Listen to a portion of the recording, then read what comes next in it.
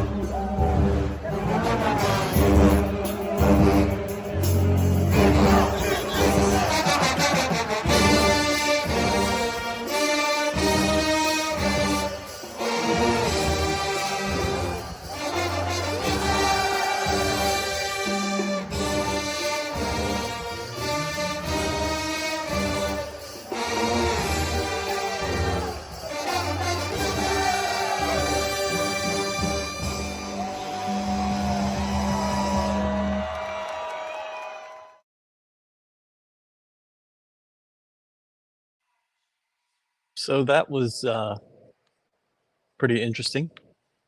Pretty Ho hum, another interesting blowout. second half. Routine blowout.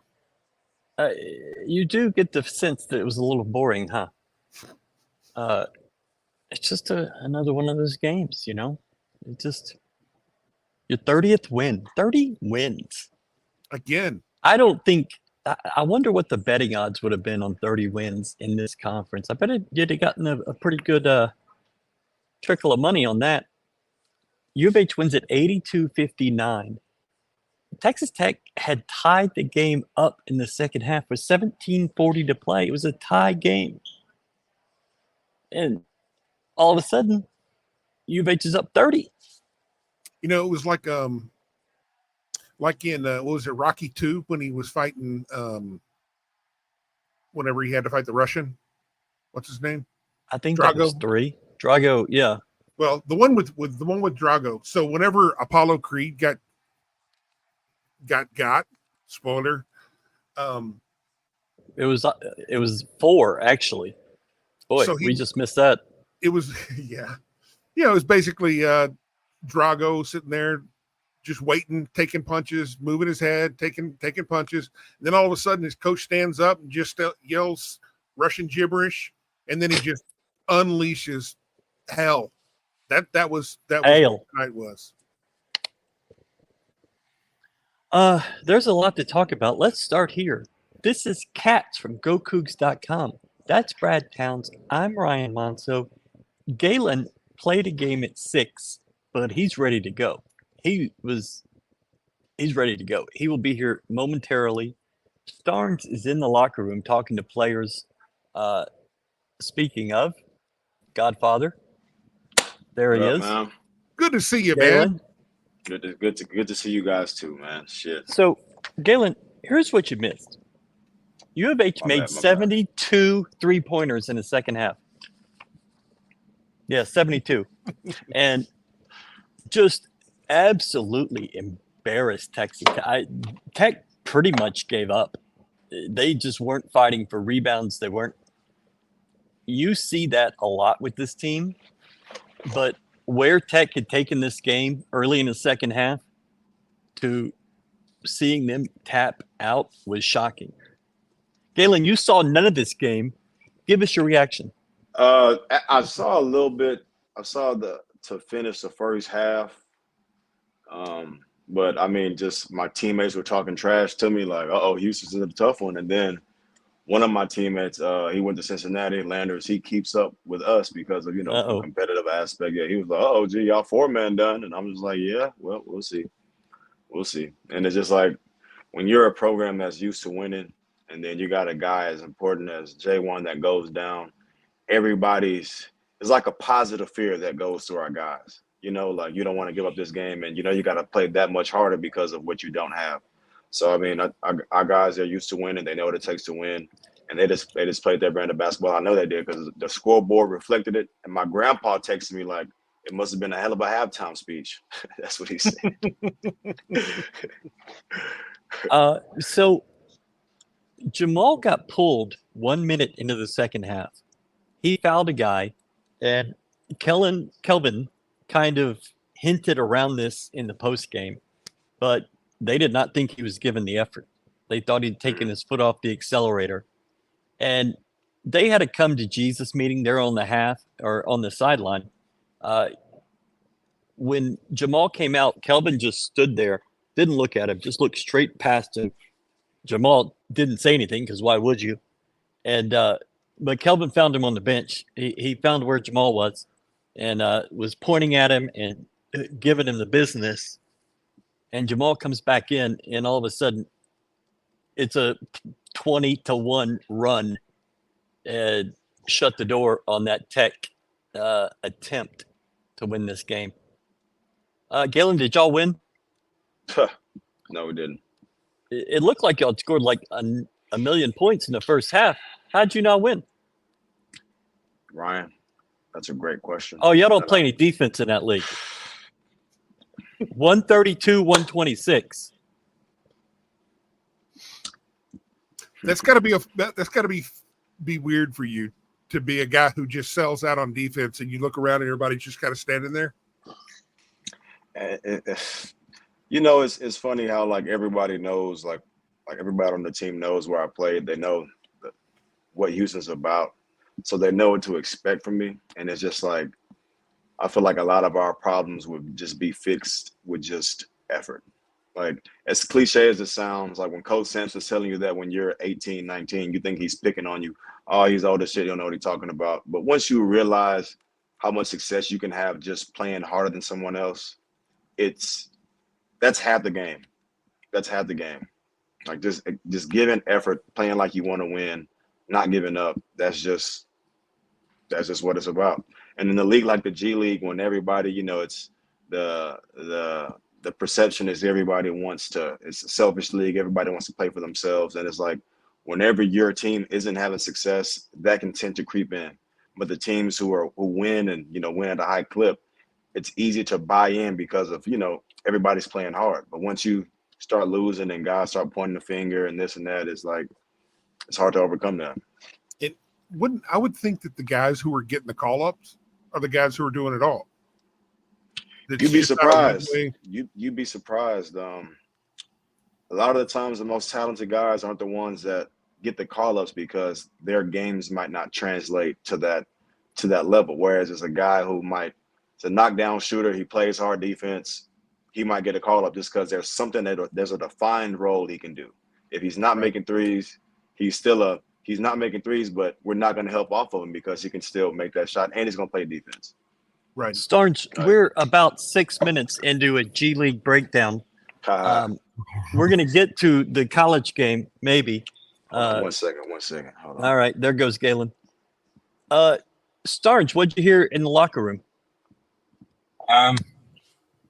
Juwan was pretty tell he was kind of exhausted. He was not very happy about the injury, but he was very adamant, like he's going to be ready for tomorrow. He just needs to get treatment, and it's a pain tolerance thing. And he was, I asked him about him coming back in, and was that you testing it out? Was that what was sort of the thought process there? And he said, I really wanted to be out there to help my teammates. I really, really wanted to be out there. Right before the half ended, he huddled with Kellen and Kelvin and was pleading his case. And Kelvin did not seem like he bought it, but they did give him a chance, and it wasn't good. Yeah. But yeah, I mean that's he. I think he sort of mentioned that he sort of dealt through pain all year. Between his knee and his hand and all the other, I mean, I remember he sort of sprained his ankle a little bit at the Texas game. I mean, he's been dealing with pain all year. And so I think he just sort of sees it as, let's treat this as well as we can and then go tomorrow. Whether or not that's the right choice, I'm sure we'll talk about that. But he seemed pretty adamant. He said that he had landed on someone's leg and had felt a shock up his leg, and that it was his shin. Of course, it was a shin contusion, as they said. And he said that the feeling went away, and then now it's just sore. And it'll probably be more sore tomorrow. What's crazy? he's probably after the season's over, whenever he gets healthy, it's probably gonna feel so weird for him because just feeling no pain, like he's been dealing with some sort of nick and knack pain the entire year. Mm-hmm. Yeah, this is game 24 that he's been dealing with this. Yeah. Star Pizza, 3 locations. Get you some pizza. It's 9 o'clock. They're still open. What are you doing? We have sound from Kelvin, video, in fact, from Kelvin and Emmanuel. Here is Kelvin's opening remarks tonight. We start with some general comments about the game. Yeah, there's, both teams just dealing with a ton of injuries.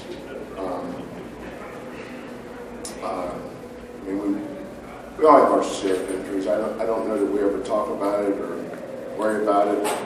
Either gonna win or lose. I mean, I don't get why you need to talk about it a lot. As long as we have a chance to put 5 on the floor and got a sub or 2, just keep playing. What's the worst that can happen to you? People act like if you lose, they're going to put you in jail or you'll get some kind of penalty. And I just never looked at it quite like that. But I thought we got off to a great start. Then our line of scrimmage on our pick and roll defense wasn't what I expect. We had some guys that I thought let off the accelerator a little bit. We needed to get some adjustments made that I know how to make, for lack of a better explanation. Once we got them together, we felt like we could get into the paint. Once we got into the paint, we got good shooters. We got guys that can make shots. Thought LJ was aggressive from the get-go today, except for the 15-foot runners he was shooting from 8 feet on the baseline. Oh yeah, it took you a while to get that one in. Yeah.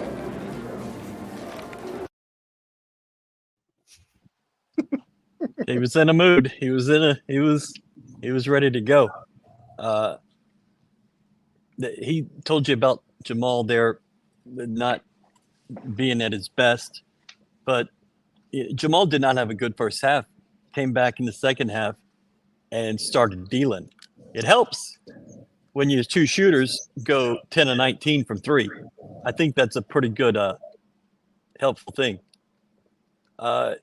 Jamal had 6 assists in the second half in 16 minutes. That ain't bad. When you got a guy like that, and of course Jamal, he has awareness. He knows when he isn't playing well, and the chemistry that Coach Samp and him have, and that they've developed going through these battles, he will allow Coach Sampson to hold him accountable because that's going to raise the level of our entire team. Once you see that the leader of your team can take an ass chewing and respond how he responds, there's no reason why the next man shouldn't be able to. So that's an extreme level of maturity displayed by our PG, our Big 12 Player of the Year, Defensive Player of the Year, and that's how you respond to adversity. Malik played 19. Winning is never pretty, by the way. It's never pretty. It's never going to be. Doesn't have to be. Yeah. In a tournament, it's did we win? That's it. People got all up in their feelings yesterday about the offensive rebounding. I'm glad I missed it. I'm glad I missed it. Just because you can see like the guys. What? To miss it. Oh. Just. But it's like I was watching the game, and it was like every time they got offensive rebound, they were just getting challenged. Like it was no easy looks, even though they were getting those boards, and we had to play small ball. And TCU they crash the glass. So sometimes you just gotta live with it, find a way to win. I'm sure TCU would sacrifice those offensive rebounds to have played tonight. I'm certain. Yeah. And they destroyed you on the offensive glass, and it just was never close. It's just, if you blow them out, and that happens. Okay, whatever. Starnes, do you have a stat for us? Hang on, Starnes. I have Don't a do few. it. Yes. Don't do it. Here we go. New graphic. Stats by Starnes. Go for it.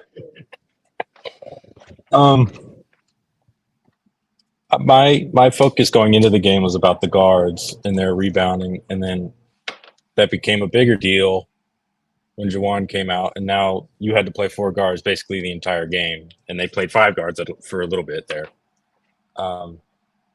So yesterday against CCU, U of H's guards got 13, so it's 5 guards. It's Emmanuel, Jamal, LJ, Malik, and Damien. So they got 13 total rebounds yesterday. They got 17 today and then 5 offensive rebounds. But I think the biggest stat is, Juwan started the second half.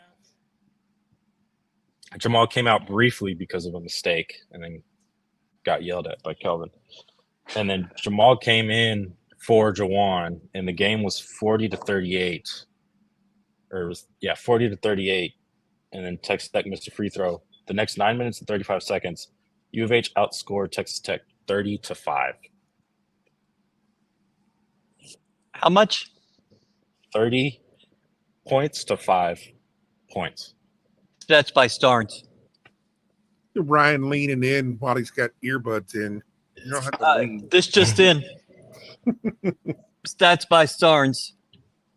Go get your Stats by Starnes shirt at merch.gocougs.com. 100% of proceeds goes to Starnes with an E or without. What about with the Z? It doesn't matter. At this He'll point. take the money. Yeah. Don said, as long as you get that bread.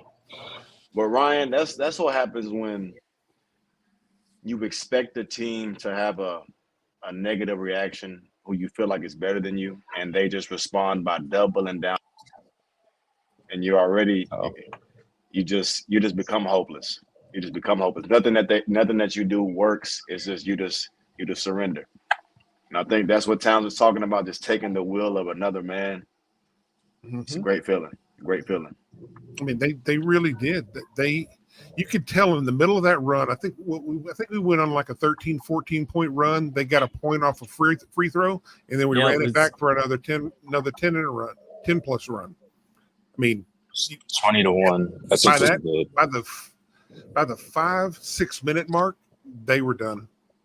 They're like they were done well before that. It was, you could have played 4 guys on the floor in the last 6 minutes and they would have not come back. I mean, that's it. That body language, man. It wasn't coming. They were happy to get out of there. Let's look at some comments. Weirdest game of the year. That team played pretty well in that second half. 30 wins is incredible. Well, I mean, let's hold on. Let's make no mistake. Hang on. Let's look at this. Around the 12-minute mark, Pop Isaac says, "I'm so effing tired." Jesus. Poor Pop. But we started off really, really, really well. Another one. Pure domination. And Kelvin was right. They took the foot off the gas.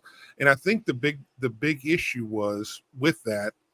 It was a combined effort. Is J1 went down, and so we were running 4 guards, but we stopped penetrating and started just jacking up stuff from the outside while they were covering out. We weren't moving people's bodies. And so, combine that with getting a little losing focus a little bit, it don't take much. Texas Tech can shoot. And so they knocked down a few threes and they're right back in it. That's all offense is just trying to exploit the defense's mistakes. And it's just once you move the ball from side to side, a simple guard-to-guard screen can cause a miscommunication, and it can lead to a bucket. It's just getting the ball from side to side, running your offense, and attacking the paint. Once you get remember I had a coach, he said they should paint the paint green, because if you can get in here, you're going to make a lot of money. Mm-hmm. That's fair. Okay. Try to sidetrack. You can go back to the comments. to making fun of that poor guy. If Juan can give us a few more minutes, Galen can provide comments after hooping. That's right. Come on, Galen. Get it together. Where's Starks? Here he is. Found him. G, missed you yesterday. Missed y'all too, man. I was Great like, team damn. effort. I watched the game too. I was like, fuck. I had a lot to say. Holy smokes, his stamina growth been amazing to see. He had some plays today that were Big J, quite he's impressive. getting some bark to him. Hey, Like he dunking and yelling in folks' face. I'm damn. Galen, did you get to see any of the game? I watched about a minute. You need to make it a point to see Jay pull up that Euro step. Oh, Euro step is being very kind. That was about 7 steps. oh, No, that literally, no, it was straight up. Oh. It was straight up Euro step, man. I was sitting next to Duarte probably and looked at him and said, "Baby moose." "Yeah, real giraffe. a lot of limbs." There's Ann. On. Go ahead. Do your thing. Okay. He played 29 Walter minutes Roberts today. update. Could that be his most he's played all season? Has he played 30 this year? Whom? Javier.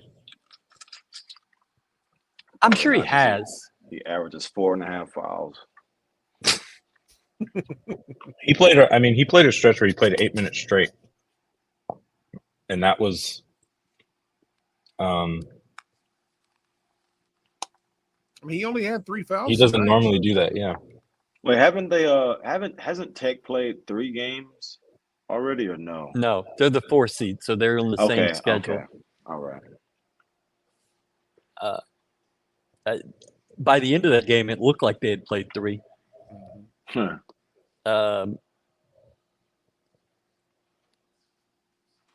Let's see. How about said Lot at the end of the Got game? his first bucket. I seen that. That's tough.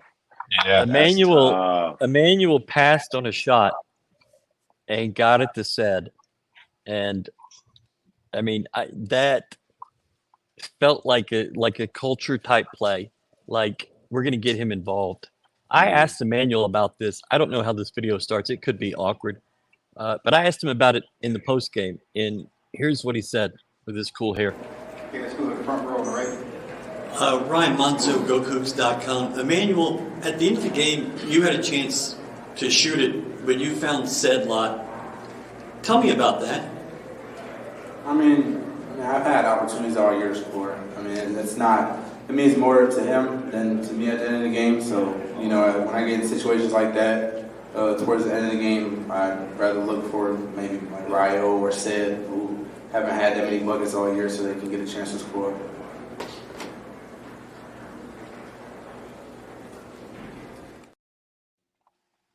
We featured a video today with Hollis Price talking about said Lot and that development. And we talked about this a little last night, Galen. I'm sure you watched, about how it's taken sort of a village in the development of said Lot. It's taken the team, which they kind of pulled him out of practice. Like, you're hampering our efforts. You're going to get your one-on-one work over here. Hollis working with him, Jawan working with him, Reggie working with him.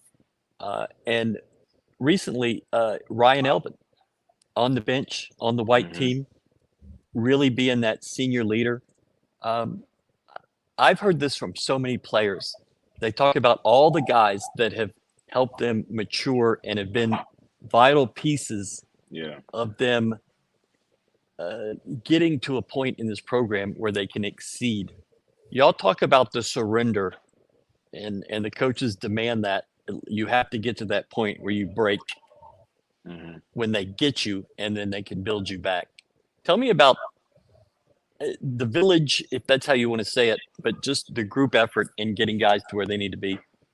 It takes all of us, and I remember the guy who helped me the most was Damian Dotson, and Okay. he was a lead by example guy. He just knew how to talk to people, and the first step to surrendering is caring, and like they've been saying how much pride Seth has and how much he cares and how much he wants to help. He wants to do the right thing. So the first step is caring, because if you don't care, then we can't help you. So if you care, and and we're telling you how important you are to our team, we need you to be successful. That's going to encourage anybody. And I feel like Emmanuel just being selfish and allowing Seth, creating a bucket for Seth, that's going to do wonders for his confidence, because I'm sure he's probably been beating himself up over like, oh, damn, I didn't score this or that, this or that. So it's like, that's going to be a tremendous confidence booster for him. And it's like, I'm sure our guys had a crazy reaction for him. And it's just like, that just kind of reiterates, like, we're here for you. We support you. And like, you're our brother. And we need you to do what we want, that we all think we can do. I was sitting right across from Kelvin, and he was staring at Seth. Seth got an and one on that bucket. And he's just staring at Seth, trying so hard not to smile. And right before Seth gets the ball on the line, Kelvin just screams, Seth! And he whipped his head over, and Kelvin just goes, and the whole bench just cracked up. And it was a really light moment, which they needed. And Kelvin nailed it there. But it's just like, all the guys, they've seen the ass chewings that Seth has probably got, and in the moment that he has success, and for Coach to do that, it's like, it's Coach Simp knows how much pressure Seth might put on himself in order to be at a certain level. So it's just like, yeah, that's pretty cool, man. That's pretty cool. For sure. After the debacle with allowing so many offensive rebounds yesterday, one thing I wanted to pay attention to is when Seth came in and just saw what he was doing. I paid attention to what he was doing down low when shots went up. He was flat out locked on to anybody that was near him, and he might not have got the rebound, but there was no way the guy that he was on was getting the rebound. Make sure his guy didn't get it. He was literally clearing people out of there. So the thing that's interesting about him, in watching him pretty closely the last, I guess, since he started getting time, is whatever he's told, he completely latches onto it and is purely focused on doing that. Yeah. Last thing in his ear. If you're coaching a guy that's going to do that, you've got to be excited, because this is a guy that you can tell what to do, and he's going to go out and do it. He might not do anything else, but he's going to do exactly what you tell him. I remember when I was a freshman, and Coach Simp, we've had like several talks, but he'd say like, Galen, if I told this guy to run through a brick wall, you know what he'd ask me? Coach, can I get a run and start? And I remember thinking like, damn, I wouldn't ask you for that, because I wouldn't run through a brick wall for you, brother. And then it's like, as you practice and the more you're around him, you realize that like all that means is he's going to do what you ask him to do. And that's just when you got a guy who cares, and he's going to give his best effort to do what you ask him to do. I mean, that's a good feeling to have as a coach. Yeah. As he learned, Ryan Elvin has a Star Pizza red velvet cupcake for him. A red velvet cupcake. There you go, Towns. There's your red velvet. Man, y'all don't start talking about that, man, because I'm starving. Then get up and go for a walk. Hey, Ryan Elvin, how much is that big lunch special at Star Pizza? It's a big $12. What do you get for $12? You get your choice of a big 8-inch New York personal pizza or big 6-inch Chicago pizza, a personal dinner salad, and a big soft drink. And get it with a pizza and a salad? It's still a big $12. Can I get it with a Coke Zero? Yep, it's a big $12. Even if the pizza's a Starburst special? It's still a big $12. All that's only $12? Yep, still a big $12. Monday through Friday, lunch at Star Pizza. Tell them Ryan Elvin sent you. I mean, he's just a good actor. You just gotta give him that. A big $12. The best part of Seth's dunk was the reaction. They all went nuts. They really love each other. That's 100% for sure. Yeah.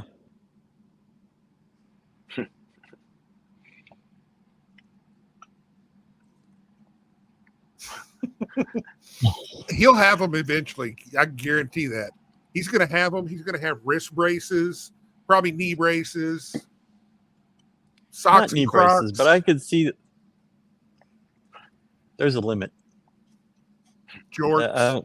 I don't that I've done, but the socks and Crocs.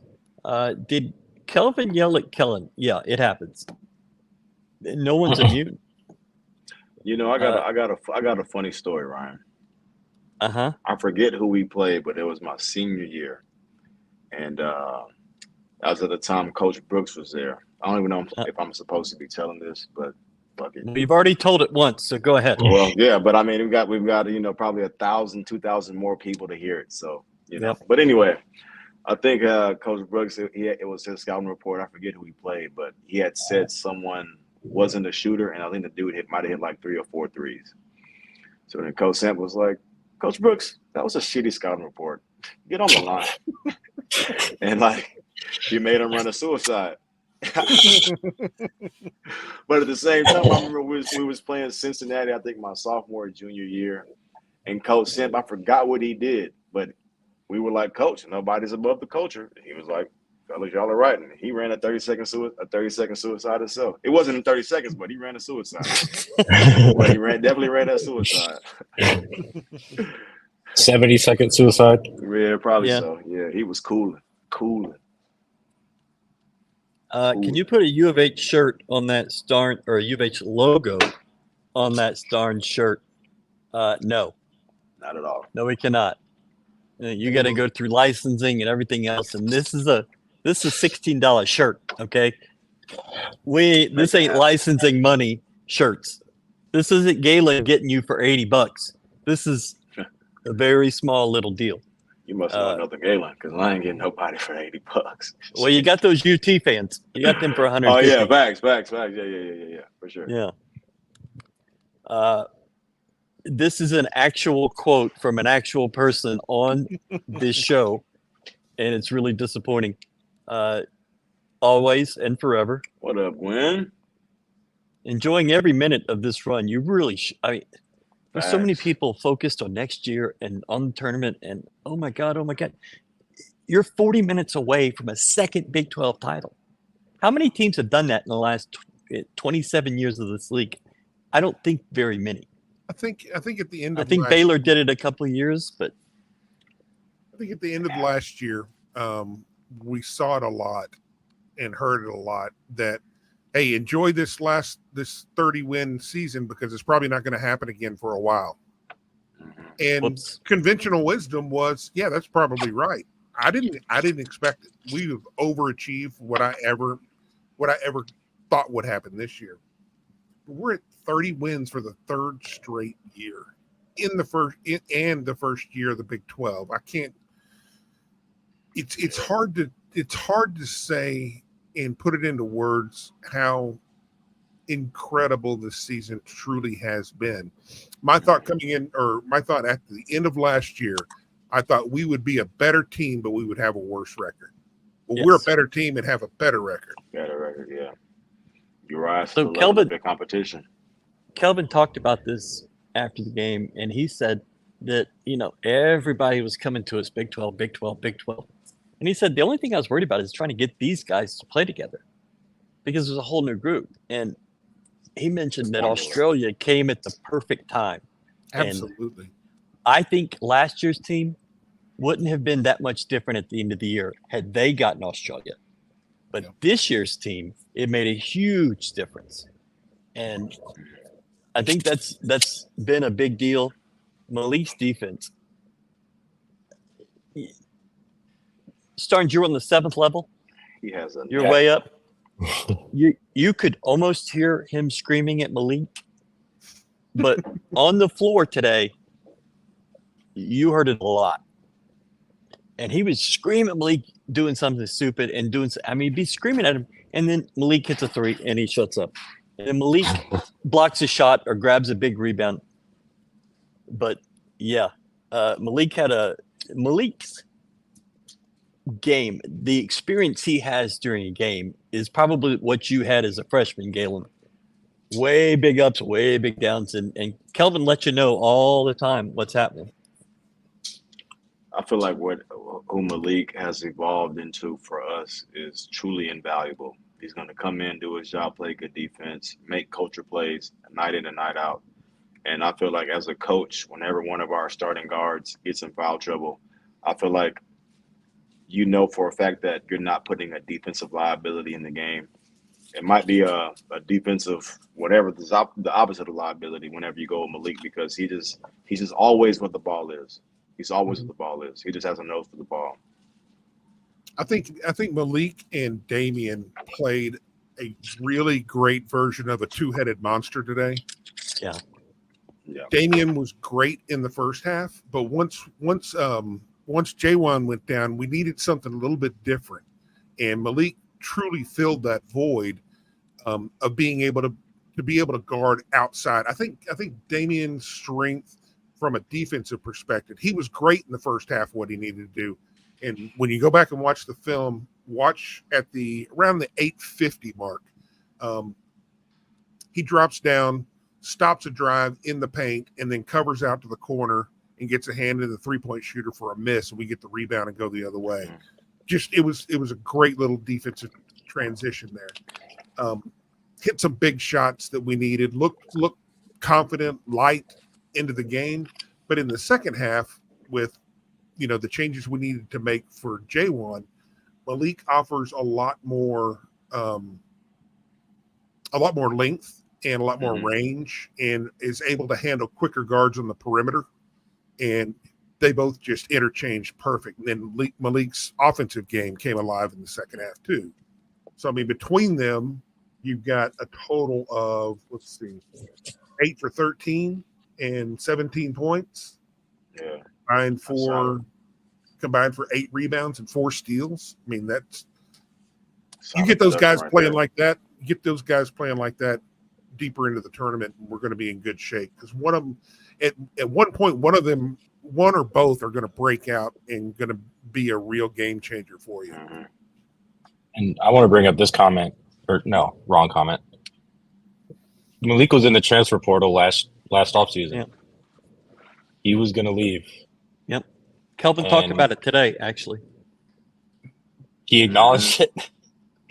Yeah, he said, it was a good thing for him to not transfer.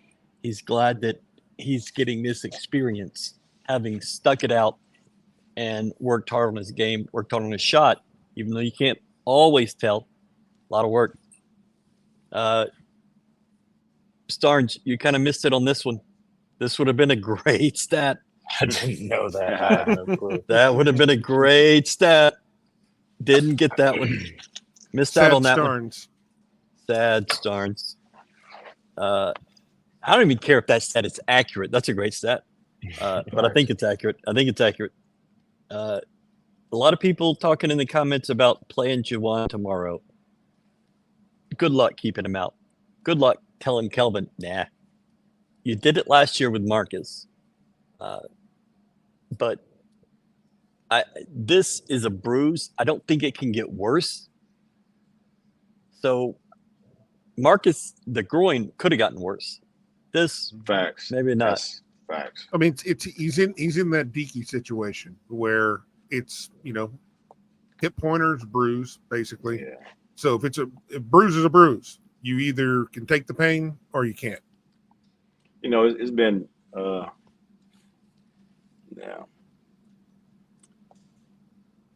Might need to reassess how it approaches these conference tournaments. I feel like J1 has been with Coach Sam for 5 years, so it's safe to say he's been Samsonized. Yeah, and it's just like once the Samsonized, once it possesses you, you don't want to miss no games. Let alone when it's your senior year, number one in the country, got a chance to win, and you have a chance for a ring. You don't want to miss nothing. So you can, Coach Sam can probably say, "Oh yeah, J1, like J1's I'm playing," and it's like you're not gonna keep him off the floor. Tomorrow, Juwan has a chance to win his 7th ring. Crazy. Okay, He's got a Final Four. It would be ring number 7. Nobody in this program has more. Crazy. And that is crazy. That's a lot of winning. How would you that? Oh. You know, I feel like our team has been pretty good for a decent amount of time, and I feel like people have they've gotten spoiled, man. Like people have forgot how hard it is to win a game. But I feel like our guys, they make it look so, I don't want to say easy, but it's just like you just almost know what to expect. Like we're gonna come out on top. We're gonna figure out what's going, and we're gonna win a game. And I just don't think that people appreciate how much attention and how many hours in the scouting report, how hard it is to win a game against a team who you're number one and they're going to give you their best shot. That's very difficult to do.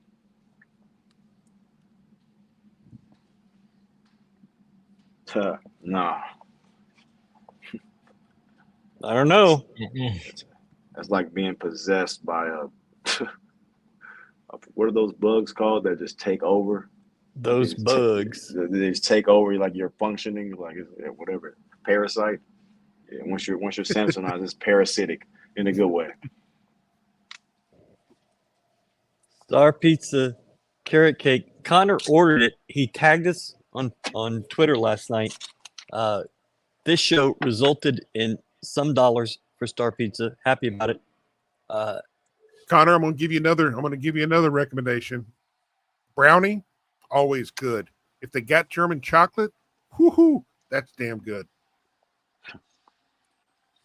When a fat guy tells you about a sweet, you go do it. You're not. And of course, you know, you can always get the red velvet cupcake. Yeah. We're already here. Might as well win it. Literally. This is dumb. I'm not going to do that anymore. Get that off my screen. I want to just say one thing. Grant McCaskill is a really good dude. I really like that guy. I think whatever you say about coaches, he just feels like he's in it for the right reason. He stopped a couple of U of H players, Jamal, Jawan, Malik Wilson. He stopped and had like a moment with. After the handshake line, he went back to Kelvin and got some more in. And then listening to him in the post game, I mean, he's just a good dude. He talked a lot about the U of H defense. And he said he went to a lot of coaches and asked, what do you do? How do you play against them? And everybody told him, as soon as you get a good look, you shoot it. You don't wait. You just put that ball up. Yeah. And he's like, even if you're doing that, they rotate and they close out so well that you're still not getting those good looks. And, you know, I just like a coach that talks open like that. Honest. Yeah. Yeah. I remember Roddy. How about the 3 shot clock violations forced in the first half? In the first 7 or 8 minutes. Mm-hmm. You were playing 25 seconds or more of defense basically every time down the floor. Yep. And Galen, does that give you more energy or is it kind of zapping it out of you? When you force another team into a shot clock violation? Well, not that, but like playing 25 seconds every time down. Sometimes they got to shut off, but they were not good shots. Yeah, it fuels you because, I mean, it probably would be different if they made those shots, but once you're locking up, it's a long possession. But, you know, it definitely fuels you. Definitely fuels you because you know that the offense is struggling and, you know, that, and it demoralizes the offense. It's like nothing we're doing is working. Every look is a contested look. It's not clean. They're not breaking down. And it's just like, that's just something hard to go against for 40 minutes. Yeah, so I was going to ask you, what's it like whenever you're going against a defense that does that to you? It's super frustrating, and it's like honestly it's super draining because whether people want to admit it or not, whenever you're struggling on offense, it affects your defense.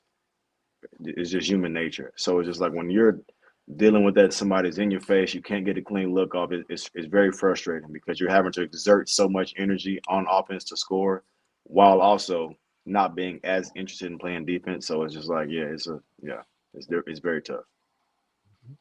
And I think you just nailed why we wear people down so much, because usually you're going to spend you're going to exert most of your energy on defense.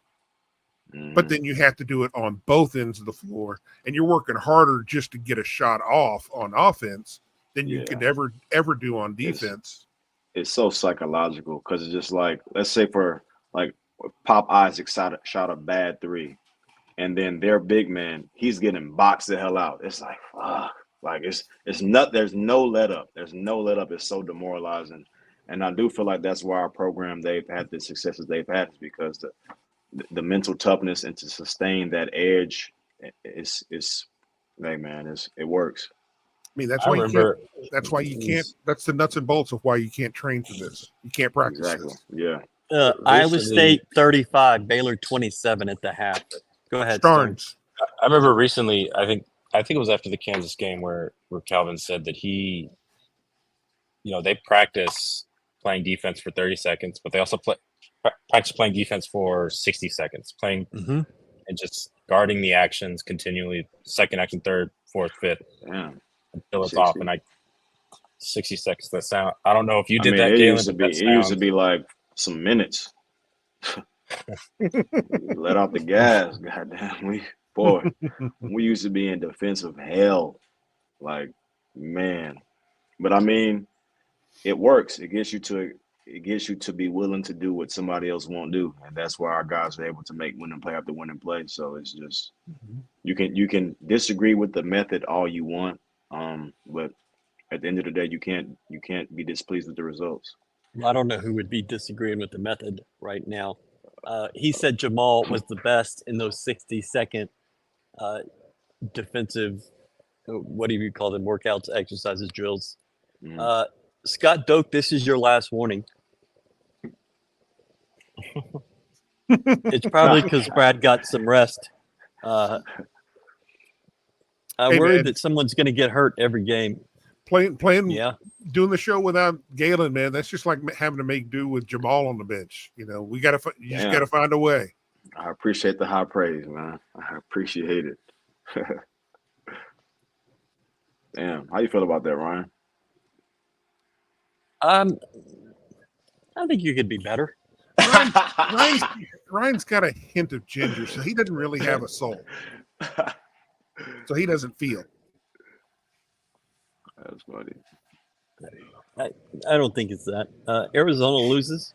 Nebraska hit 12 threes in the first half. That's okay. Damn, that's crazy.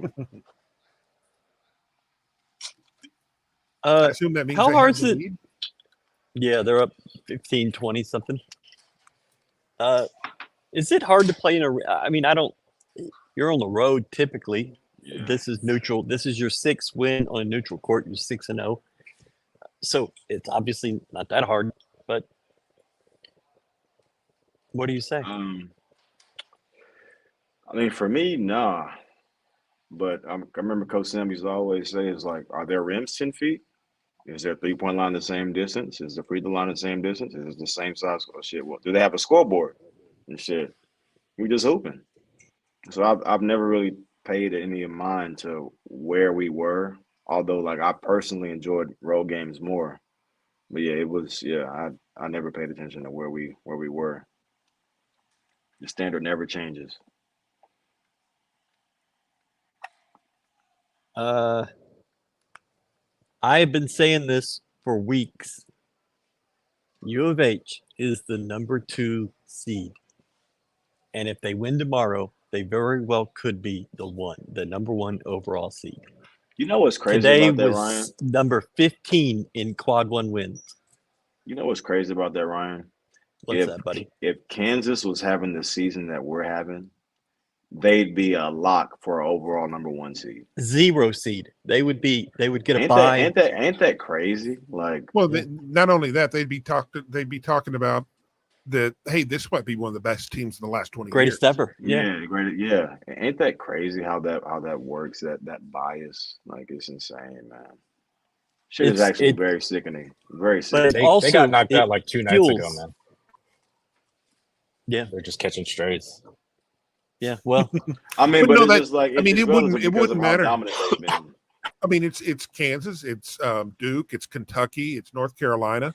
I mean, that's what happens when you do it decade after decade. Facts. You know, you're going to get that kind of respect. Benefit of the doubt. Gonzaga started getting that. It took them 20 years to get it, but Gonzaga's got that level of respect.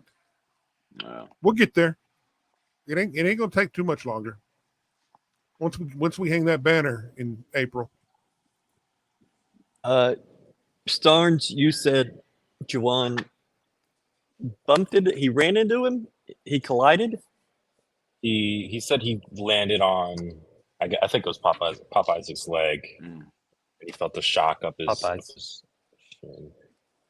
Okay. And yeah, I think he wants to play tomorrow. Kelvin might have to be held back, but nobody should report that he's going to play tomorrow. Some people did that last year. It didn't work out for him. Number one overall seed doesn't matter. This is the one year it doesn't matter because of the geographical. You're going to be in the South. You're going to Memphis. I mean, it's just done deal. It lined up perfect. It actually lined up perfect. It really did. The only issue is who do they put as your 2 seed? I've been seeing a lot of Tennessee, and I don't know about that. If you move up to the 2 line, they might ship Tennessee out west, which would be good. You want somebody else. I don't think you want Hey any part Ryan, of we Tennessee. ain't ducking no smoke. You're not ducking smoke, but there. I get what we ain't ducking Nathan. Nothing. But another game of Rick Barnes and Kelvin Sampson, that would be storylines, which I don't care about. But yeah, media bias. Yeah, for sure. But that's okay. Prefer to stay out of the limelight. We love playing at FedEx Forum. That is true. You're gonna get 2 games in FedEx Forum. Do you think that with Kentucky's loss today, with the beating that they took, does North Carolina overtake them for the 1 seed?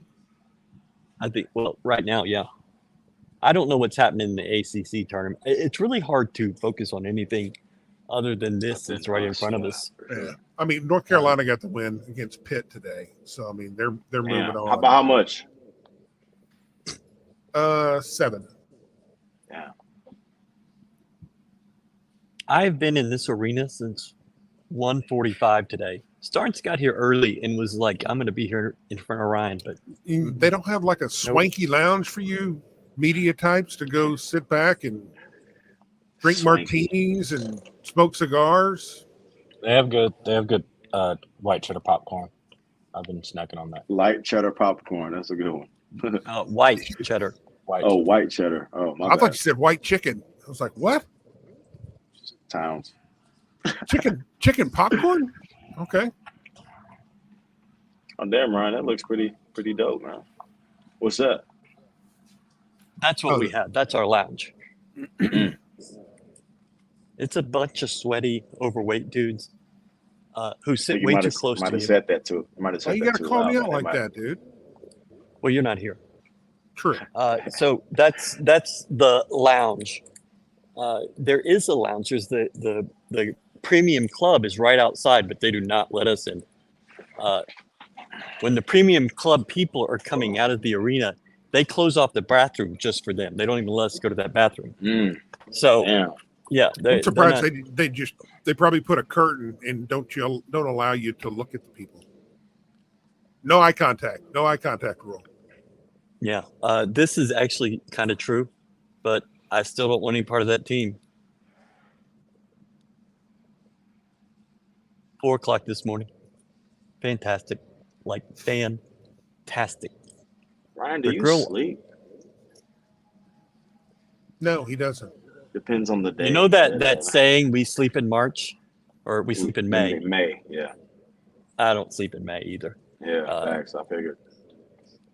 But, You sleep This time of year, you just don't do anything. I don't sleep at all. I mean, it's noteworthy. It's so noteworthy whenever he sleeps more than 6 hours that he'll text me in the morning. Holy crap, I slept for 6 hours. 2 weeks ago, we came back from OU. I slept 9 hours. And I was looking for people to fist bump like I was so excited. So it just does not, it doesn't happen a lot. I have not seen Jim Nantz here this week. I bet he starts following in the tournament, but haven't seen him this week. He might show up tomorrow. Willie might show up. He might show up. Everybody else is here. I had a good conversation with Karen Sampson yesterday about how she, I don't know how you say it, bedazzles her outfits. And she showed up in the most bedazzled thing ever today. And so I went and asked, did you make that? And she said, no, I didn't make this one. But shout out to Karen, man. Shout out to Karen. So a lot of people that matter know my name. And it's weird for me, but she knows my name, and it's really weird for her. Like, I'm nobody. How do you know my name? Very relevant, Ryan. Infamous. No, I like the grill at the countertop place, Topic, whatever it's called. I'm gonna get it right eventually. Okay, Starnes just left. I guess he's got the Wi-Fi issue. He went back to the same place he had the Town Topic. That's the name of the little place. It's in Crossroads area, but it's fantastic. Yeah, you were playing quite a bit of defense today. Galen, y'all play again tomorrow? Y'all play at the same time. The championship game is, I believe, right? Yes, we do. You should have gotten traded. And that way you could. Man, shit. Where are y'all in Delaware? Delaware, yes. I didn't even know there was a team in Delaware. Bro, I didn't know. I just found out today it was a fucking state.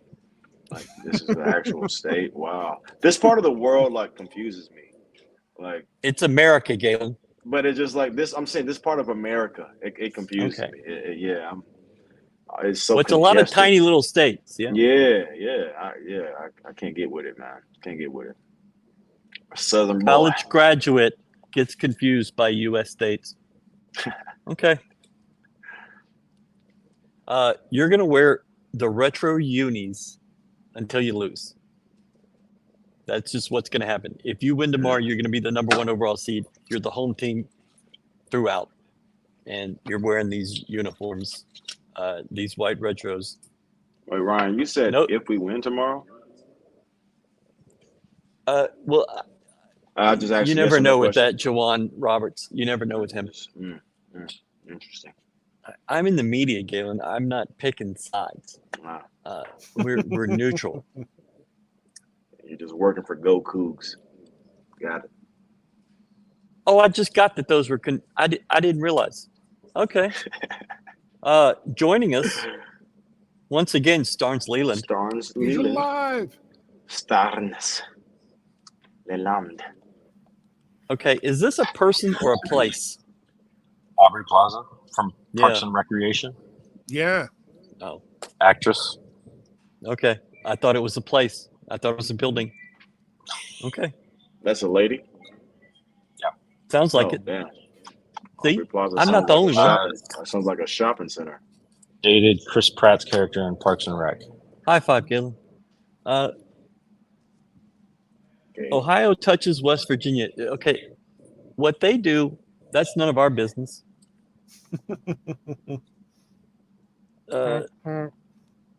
Said a lot to Monster Jam. He does have great things to say about Houston. I saw, I think it was the Scott and Holman podcast said that Texas Tech's 2 lowest scoring days this year were against Houston.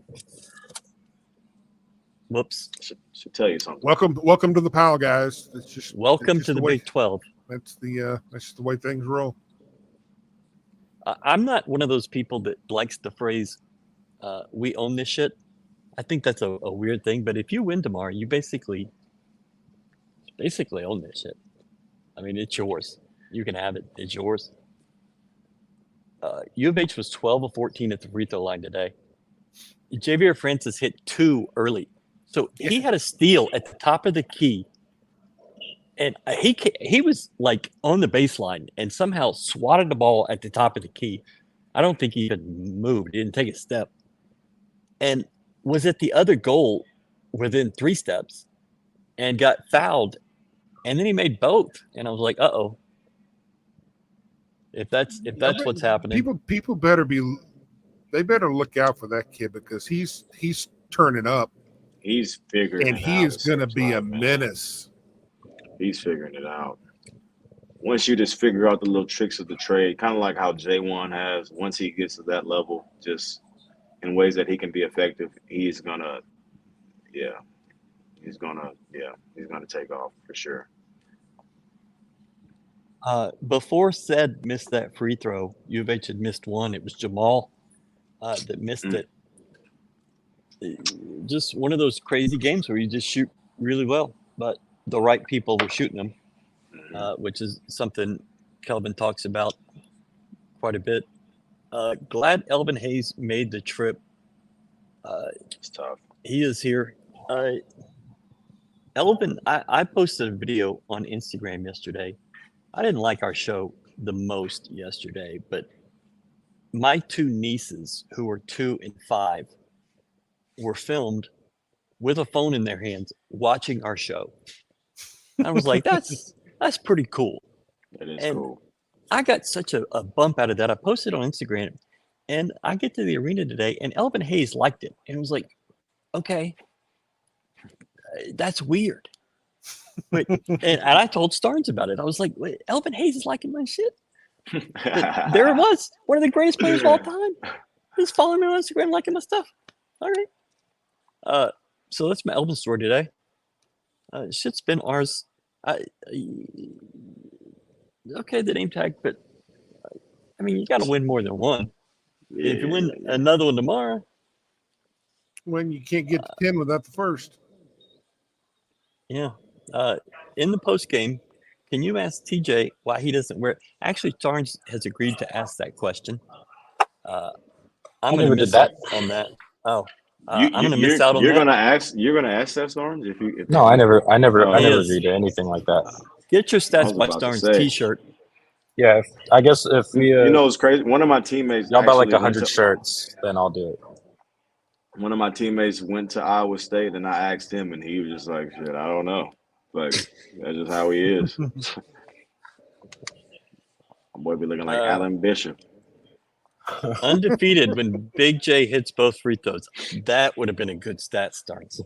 I mean, we were finding stuff that you have missed. I'm taking that T-shirt off the internet. I thought I had a great stat today. I was really proud of my stats. It was a good one. It was a good one. But everybody is these people are. There's 504 people. 504 people watching this right now. I mean, you know, they got some stats too. Baylor is down 13. You had 2 air balls 14 on the same shot. Weren't they just up? LJ airballed it this way, and then Juwan airballed it this way. And that's when I knew they were going to lose. I was like, uh-oh. But then they didn't. Baylor has 27 points, 28 points, 22 minutes into the game. TCU was worse yesterday. Much worse. People keep posting this, and I can't validate it, verify it. Never won a Big 12 tournament. They did not win it the year they won the national title, I guess. I think that's the tournament you'd rather win. Yeah. I would take the... I agree. You did this. This was crazy. They were playing 5 out, kind of like BYU. I mean, it's like, what do you expect to happen, though? But, like, yeah. But you know what? You can play 5 out when you hit those shots, and that's what they did. It looks pretty good. To be fair, our guards can go in there and rebound. Yeah. I mean, that's... I do think that's when losing Ramon and Terrence and obviously JoJo, but I'm talking more so for the guards because they were wings who had good positional size. Like Terrence is 6'6", 6'7", Ramon is 6'5", 6'6". They're pretty decent sized guys. So, that's in a lineup like that. That's when you miss those guys for sure. If you had Ramon and Terrence and JoJo right now, wouldn't be fair. You'd be cutting down the national championship nets today. I mean, you would just feel like this is it. This is, I mean, you've lost those three guys and you won a Big 12 title and you're 40 minutes from another one and potentially the overall number 1 seed. I mean, that is wild. Who wins in a fight to the death? This is not even, I mean, Bishop's like 2 feet taller. For sure. Bishop like 6'5". Hey, just because you wear a medium shirt doesn't mean you're big. Doesn't make for sure. Yeah.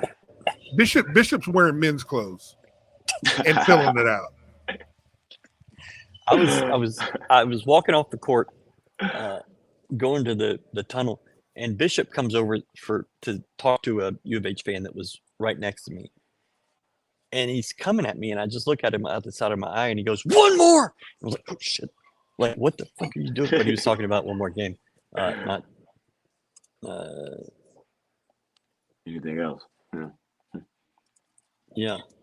Shout out Allen, man. Shout out Allen. Who bought the Colt? It looks like it's a U of H purchase. You see that in different markets.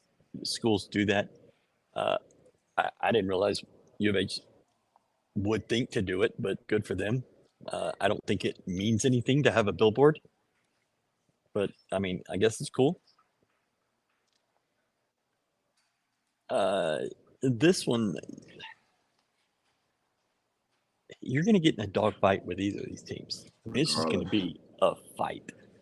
And you did go to overtime with Baylor, and Iowa State was there for the taking, even though you went down 16-0.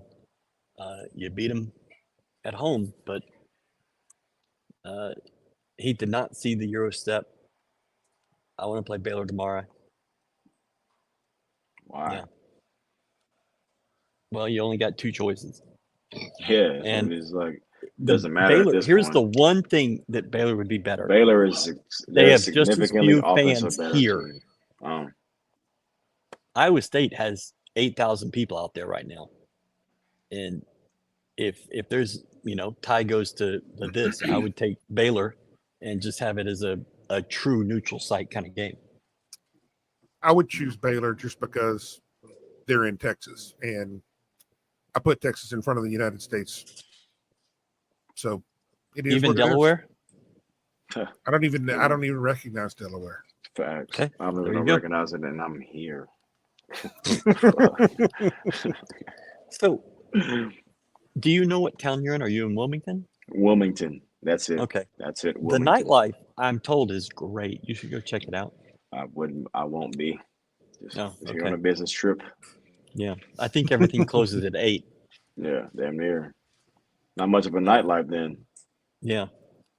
We went to Starkville, Mississippi about 15 years ago for a women's basketball tournament. And I was with some older people, and we asked, where do you go out in Starkville? And they were like, "Oh, Bulldog Bowl." Like, really? What? And I'm like, "Oh yeah, the bowling alley." And we get to the bowling alley, and it's 8:15, and like, "Oh, we're closing in 15 minutes." I'm like, oh, okay, that's the nightlife. All right, got it. Sounds like Wilmington, I think. Well. What do y'all? What did U of H do well today? Obviously, you hit some shots, and you were pretty good from the free throw line. Jamal had 10 assists. You forced 19 turnovers. Yeah, only had 8. So that's a pretty good minus little margin there. I mean, what I find interesting is we see different. We're starting to see that Jay had 12 points, 9 rebounds, 3 blocks, and 2 steals, and it's just kind of like, okay, that's what he does. That's what he's turning into. I think this game, I'm trying to think of, instead of what did we do well, is what didn't we do well? Where was our deficiency? The only thing that I saw that was any negative was, about a 6 or 7 minute run there at the end of the first half. Yeah. And that after that Juwan corrected got itself hurt. that corrected itself in real time. Sarge, what was TCU on layups yesterday? 5 of 22? 11 for 36. 11 for 36. Damn. Texas Tech was 3 of 11. Damn. Teams are shooting 20% or so in layups. On the other side, U of H was 10 of 11 today at the hoop. Layups and dunks. You're going to win some games when it's that different at the hole. Virtually, I think they had one uncontested dunk. Emmanuel just kind of got confused, and Kelvin was doing this to him for about 45 seconds. Oh, I thought it was the first one of the first bucket of the game. It might but be. I guess Jamal. I don't remember that. I guess Jamal was there for it, but okay, now I do. He was, but he got beat, and then they didn't hit the next 11 shots. So, but Emmanuel, just got turned around or something. And other than that, they contested the hell out of everything at the hoop. And culture. It turns out when you do that to a team, they're not going to make very many because they know they're going to get the shit beat out of them. Right. Jamal did have a couple sloppy turnovers. Here you go. Every game isn't going to be perfect. Break down the difference in your senior year, your game, and Jamal Shedd's game in his senior year. Okay, Scott, you're back in. I feel like definitely Jamal has a lot more offensive freedom for sure, just because of the team that he has. But I think our defensive responsibilities are eerily similar. You're the point of attack, and everything starts with you, so there can never be any slippage. And I just remember like getting every night, if the other team's best player was a guard that was probably under 6'7", that was my matchup. And it's just like, obviously I'm 6'1", probably got a 6'5", 6'6" arm span, not that big, but it's like for our coaching staff to have that level of belief in my ability. It obviously, it gives you a little bit of oomph, but it's just like, the point of attack starts with you, and there can never be any slippage on that side of the ball with your point guard. And I feel like, in that aspect, our responsibilities are the same. Okay. Well, when you say more offensive freedom, what all do you mean? Obviously, you mean shooting, but what else? I mean, this thing, it was me, like my last year, for example, it was me, Corey Davis, Armani Brooks, Fabian White, Breon Brady. Then you got Dejan Giroux, Nate Hinton coming off the bench. And then you got Bryson Gresham also coming on, and Chris Harris. So that's a pretty deep squad. So it was just more so like I was just deferring. Whereas like Jamal, if the bench is Malik and Damian, and it's not really another point guard that's available for as a backup. And obviously Deke was mine, and he's a tremendous PG. So it was just. Yeah, it wasn't I didn't have to do as much as he did. It wasn't like as much of a demand. So my focus is more so just getting other guys involved and deferring and making sure that whichever guy that I guarded, because he was probably the other team's best player, just making sure he had an off night. And it's just like, that was something that I feel like it was easy for me to buy into, because obviously when you're a senior, all you want to do is win. No. There can only be one. There can only be one. And he's the one. That's funny. There you go. Y'all was cold. Do you think this team switches more than your senior year?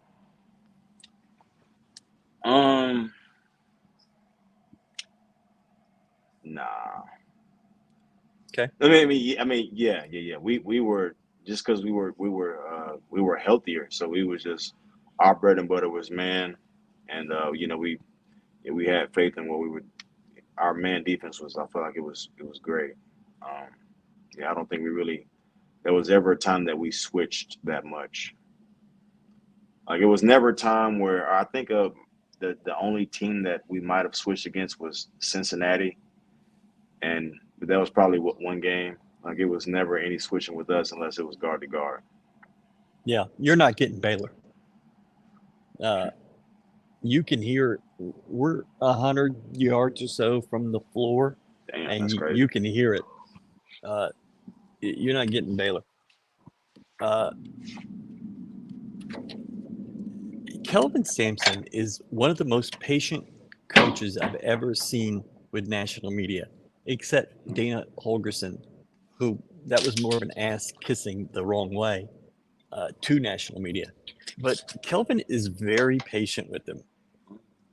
And he kind of did clap back just a little bit to Tim Kalishaw from the Dallas Morning News. I guess that's not national media, but it's not in-town media. And Kelvin does get irritated when people come in and ask questions that local media were asking in October. And so a lot of people like asking the, Big 12 questions. I can't believe you've won 30 games. It's like, well, where you been? Because it's taken, 4 months to do that. Where you been? So greatest free throw improvement should be the Chris Harris Award. Chris Harris went from making 0 for like 2 years to not so bad. Shout out Chris Harris, man. That's my Shout out dog. Chris Harris. That's probably that's my favorite roommate. Chris Harris, man. Who were Who's your other least roommates? favorite? We're not gonna get into that, but I've had my Xavier Dupree, Devin Davis, Chris Harris, and then my first year professionally, it was this kid named Kavion Pippen, who happened to be Scottie Pippen's nephew. Okay. Out of all those guys, Chris Harris that's a cool dude right there. You don't What get do you much mean? cooler than him. Chris is just no maintenance, like just go with the flow, easy going type of guy, man. Chris Harris he's one of those guys. He doesn't talk much, but like whenever he speaks, everybody laughs because of how rare it is. And Chris Harris that's a great dude, man. Great dude. Are you no maintenance? I feel like I'm Or do you very, have some very. maintenance? I feel like I'm very low maintenance. Very low Okay. maintenance. I mean, you got your robe and your slippers. I pay for that. Okay. That's It wasn't a requirement. That's just the way he rolls, dude. You feel me? Yeah. It's not- I you're don't not- need it, but it's like shit. If I'm You're not walking in saying, "Hey, I need this." You're bringing that with you. Yeah, exactly. Swag is You feel me, swag, Kyle? man. You get me, man. You get me. I know, man. Swag is swag. Yeah. You just It's so For weird. sure. I guess he answered this one.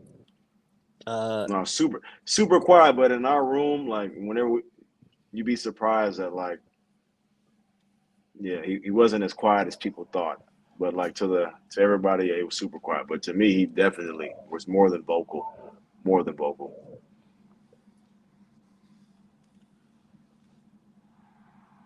And what everybody looking at? Iowa State up Iowa State, 19. they just stole the ball and took it down, hit a 3. I think Place exploded. Scott. It's accurate. Oh, I don't have it. I'm still learning this new camera, and when somebody asks a question that I don't care about, delete. Don't even record it. I think the Big 12 has video. You can find it through them, but we don't have it.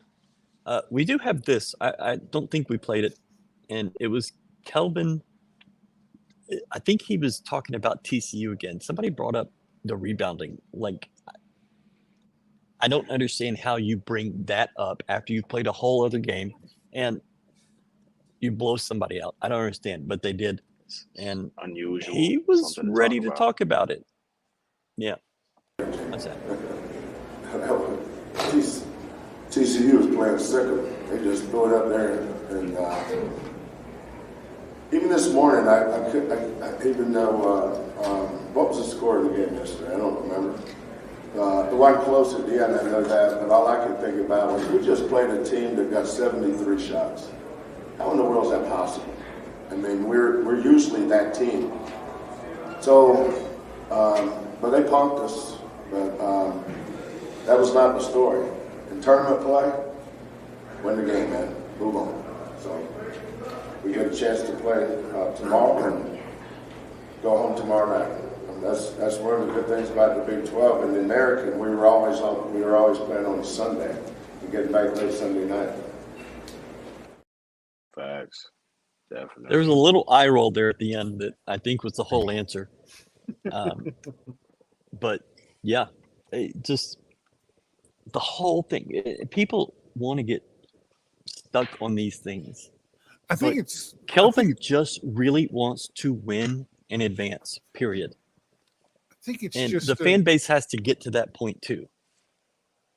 people they see a game, and I think it's kind of a natural deal. They see what happens in a game and they get worried, and they're like, well, if we do this, if we allow this to happen, if we allow this weakness to happen, it's going to keep happening, or everybody's going to be able to game plan if they commit to do this. But the thing is that some of these things can't be replicated. You're not going to have games like that. And if you do, guess what's going to happen? You're still going to get beat up because you're doing one thing. That's it. If you commit everything that you have to do one thing, we're going to find another way to beat you. Yeah, I you would remember think that Coach with all Sam. these great coaches that somebody would have game planned and figured out. I mean, Yeah. Kansas did. You shoot 90%. That's a good game plan. And then they couldn't do it the next time. Yeah. Mm-mm. I Go remember ahead. Coach Samp, he said if he was half as smart as everybody who had these opinions, he'd be a much better coach. And you're coaching the number one team, or who might be an overall number one seed in the tournament. It's just like there's always going to be something to areas of slippage, or let me not even say slippage. Just sometimes it's just it just happens. You know, he has this saying that Miss America's walking by and you're worried about the blanket on their foot. And it's just like, just focus on what's important. We won in the tournament. We're advancing. The team that did whatever they did, they're going home. What else is there to worry about? What else is there to talk about? I mean, in this case, it's more like seeing Sydney Sweeney and getting grossed out because you see a vein in her cleavage. You really should have workshopped that a little more before you came with it. Hey, Towns, man, at least you're authentic, man. You think I actually think? Come on, son. No, can't win with guys like Towns on the road. The guys like that get you beat. Guys like that get you beat. They get coaches fired. See, you're a buyout waiting to happen. That's what he's saying.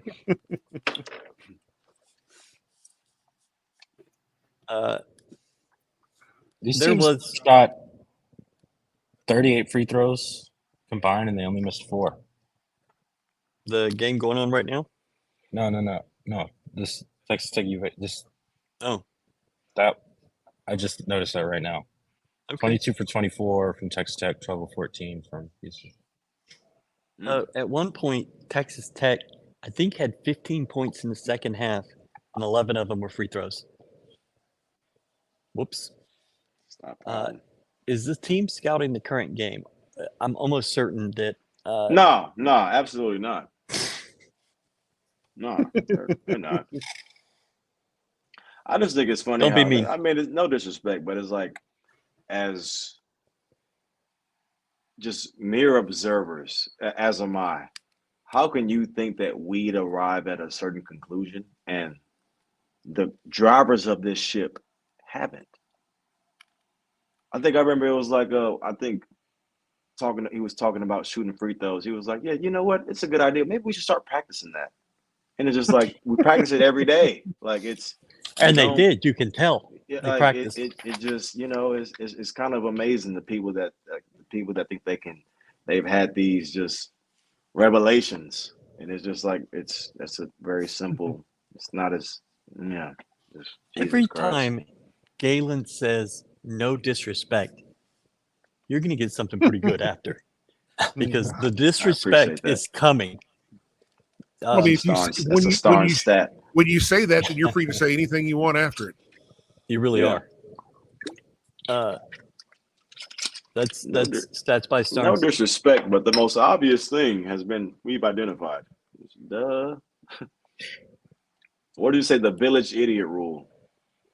Yeah. See, I told you I have a salad. It doesn't look like you was eating that. It looked more so like it was just for a pick, and you just put it to the side and went on with that large pizza. Well, I did that too, but I eat it. The reason why I eat it, one, it helps with digestion because you have to do that, and two, it also kind of cleanses the taste buds a little bit.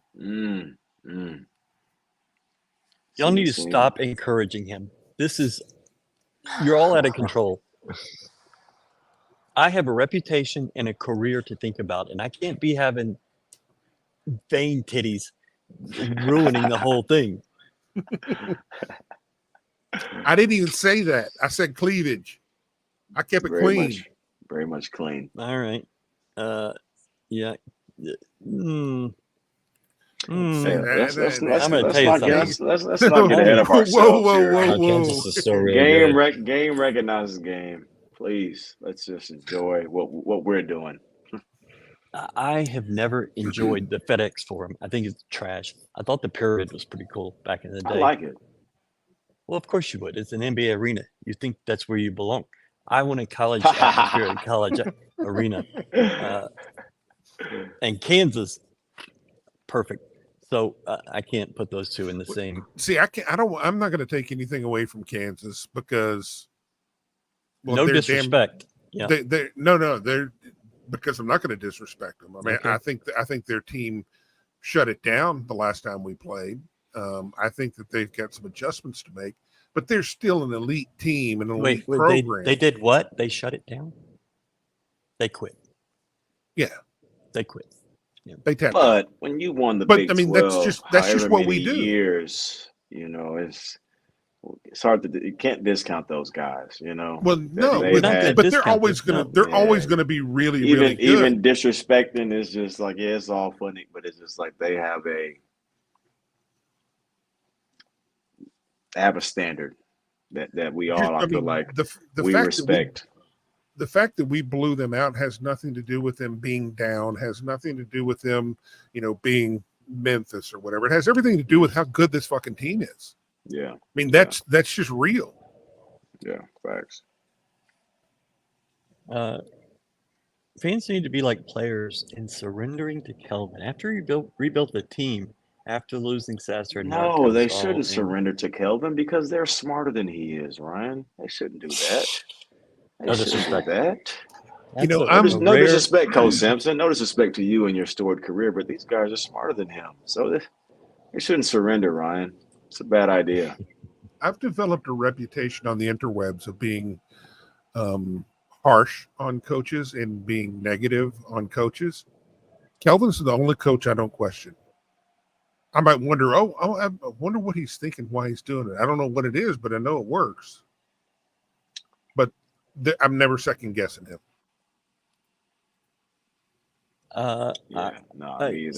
Everybody can be second guessed. Everybody can be questioned. Even the Hall of Famer can be questioned. I feel like everybody can be questioned and second guessed after, like, whatever transpired, because hindsight is always 20/20. Well, you can't second guess before.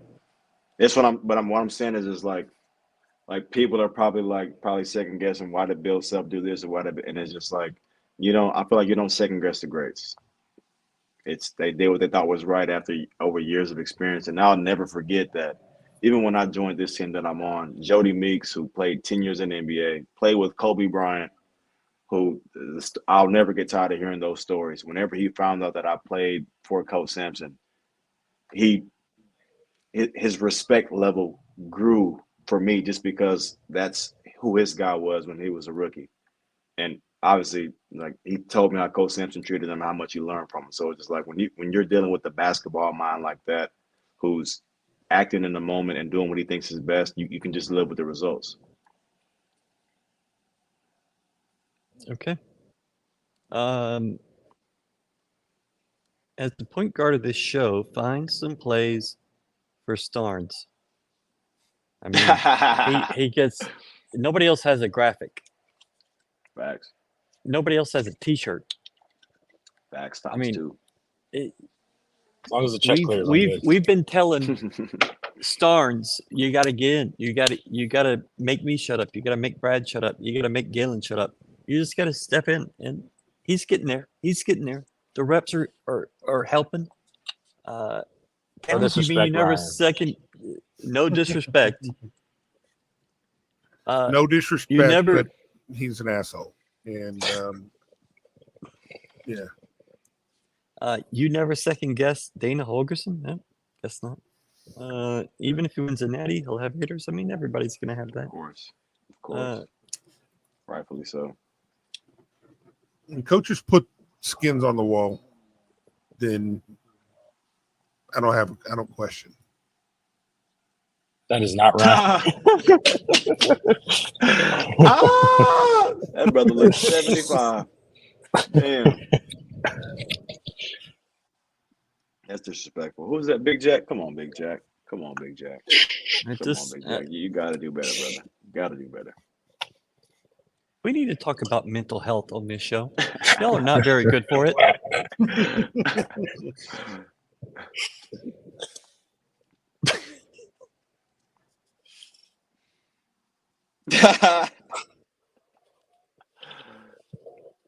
No disrespect. Shout out to Corey. Damian Dunn scratched his arm. He ran back to the locker room. This happened just after Juwan went down. And I saw him run back to the locker room. But he went with a manager, not a trainer. And I was like, okay, he's got to pee or something. It's not a big deal. And he came back out with 6. It was like, we got blood somewhere. And that's what it ended up being. But if he would have been going, I would have just packed up and taken it to the house because you can't play with 5 guys. I remember he can. But I remember he got cut pretty early. I think it was whenever he got fouled shooting, and he didn't.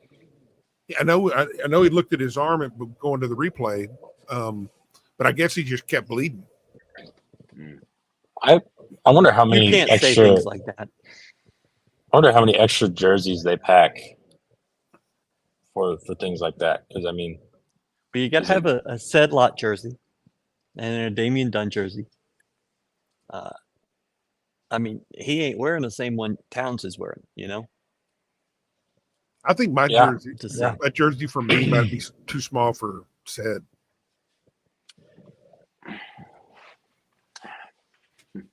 Lack of awareness.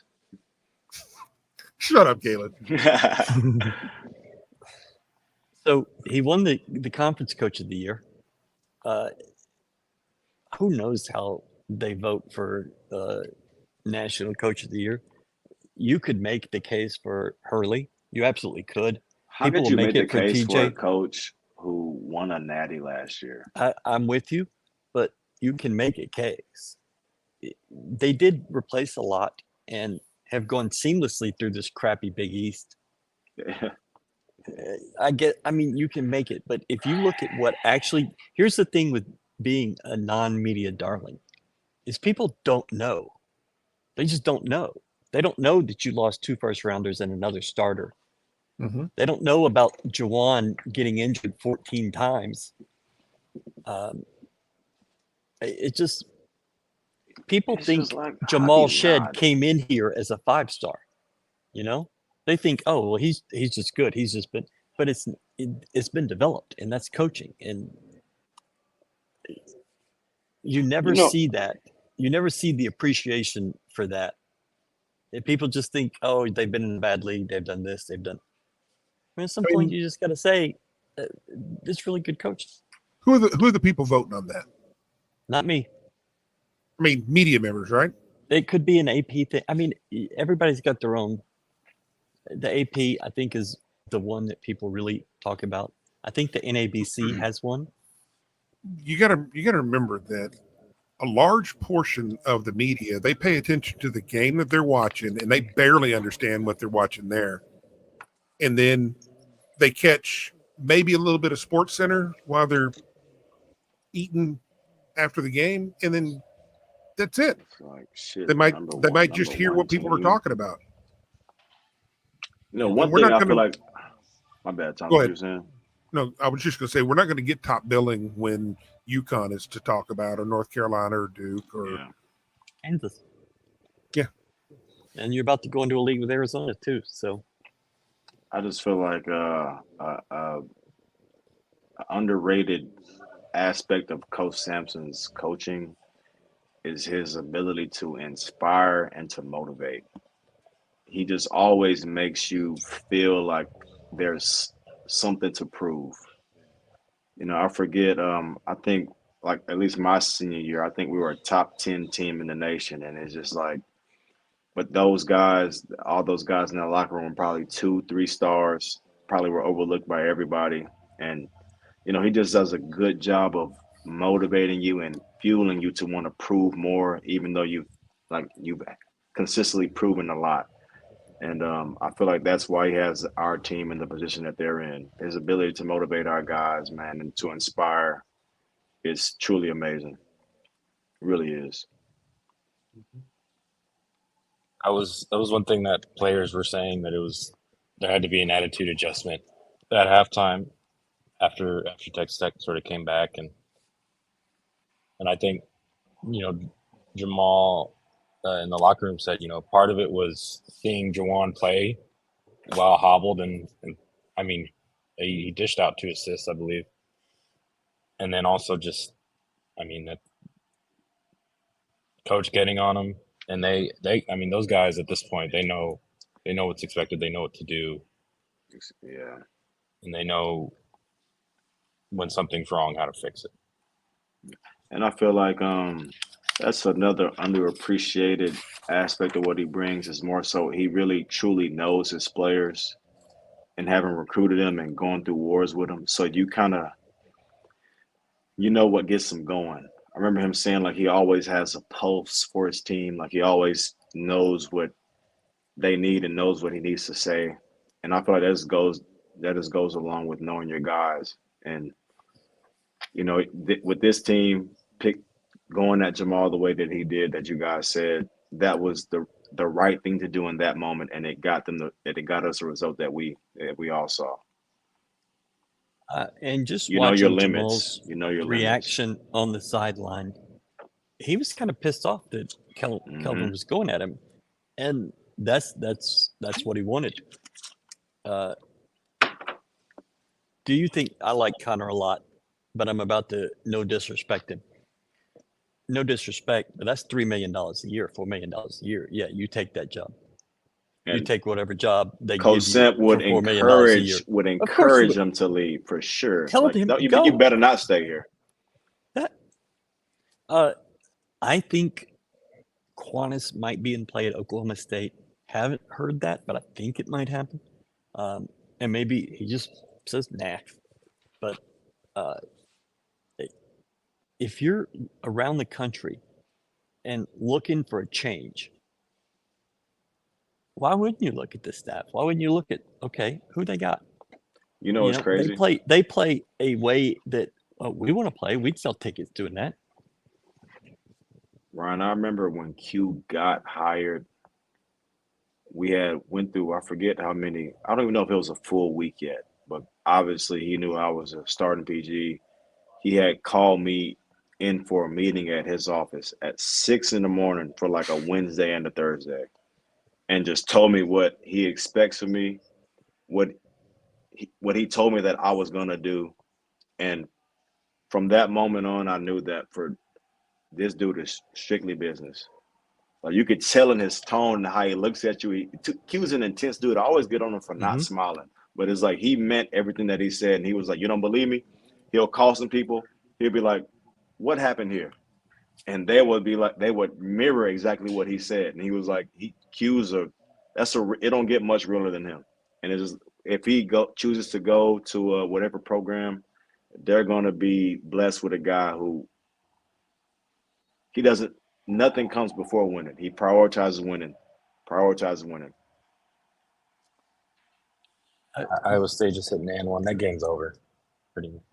Yeah. Baylor is sticking around. They're being pesky. It's like a 15-point game. Yeah. But you think that Iowa State's going to blow it open. And they just stuck around a little bit. But they have a Hall of Fame coach, too. So, I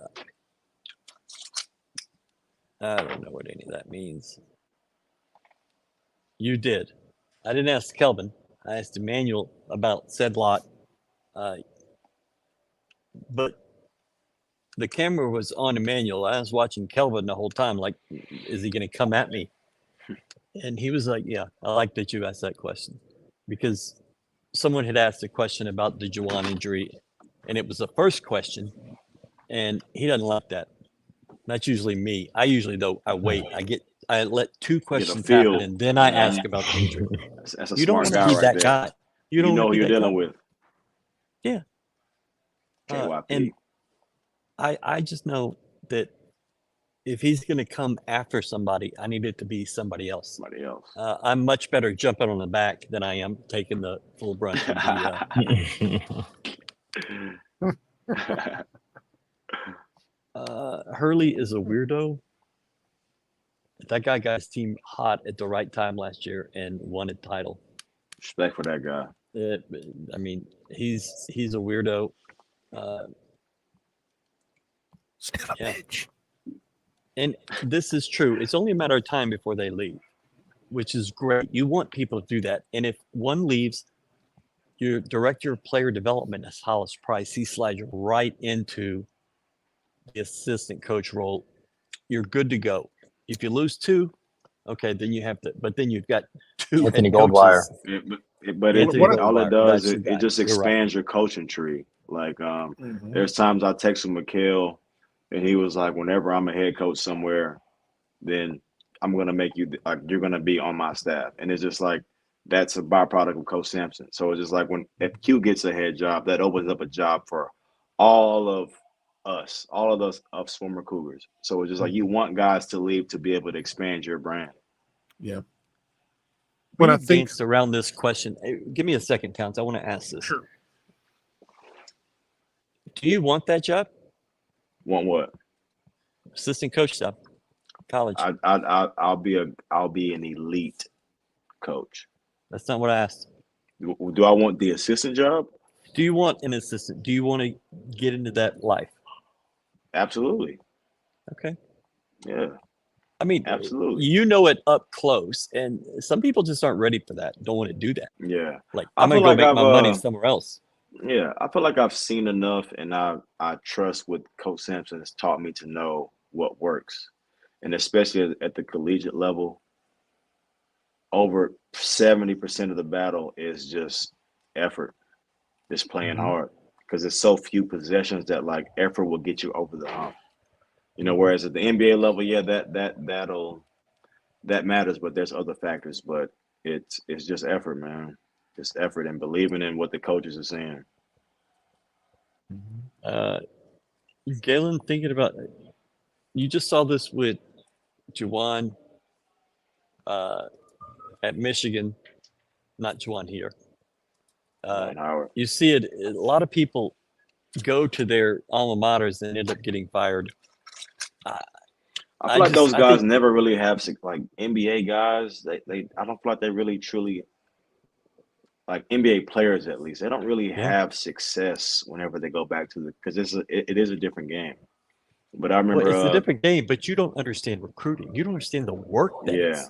Yeah. And you have millions of dollars when you start recruiting. That's a Well, huge difference. The recruiting is a big aspect, but also the team planning and all the bullshit that you have to coordinate every single day. You've got to coordinate tutors, you got to coordinate all your staff going out recruiting, you got to coordinate your player schedules, you got to build the schedule itself. I feel like that's only initially, because after you develop a foundation, like everybody knows what you want.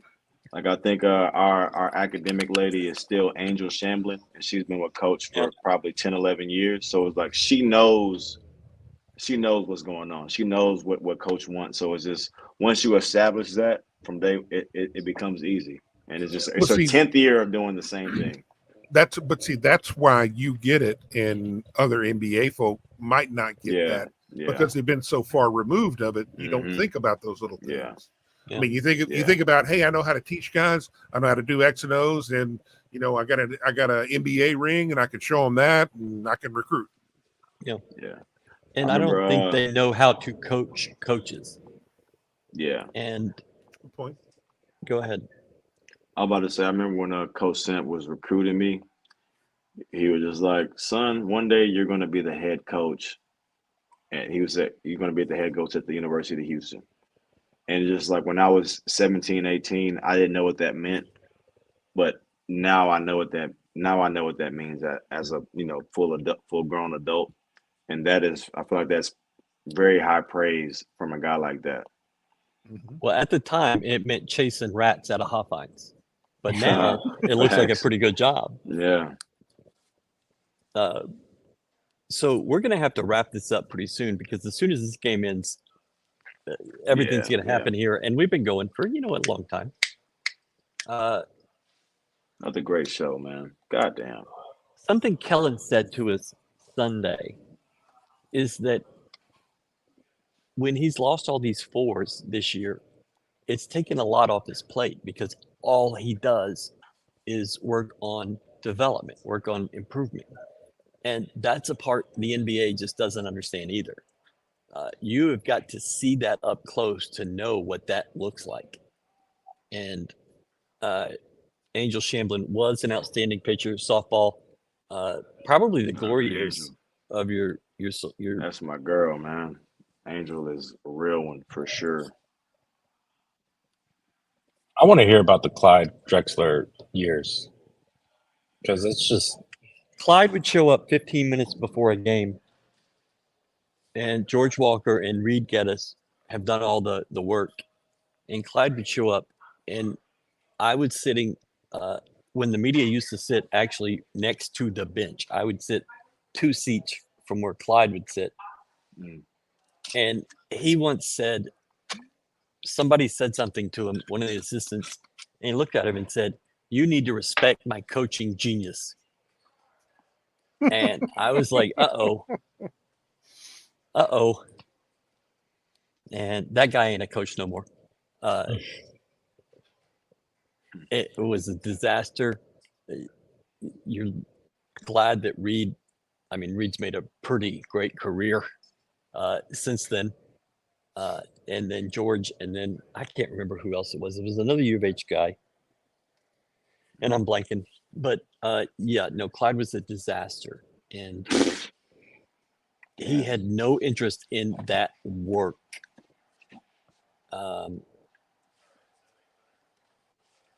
I can't tell you why, but yeah, that's what I believe it is that, he didn't leave here on good terms. He got hired by a schmuck AD, Chet Gladchuck.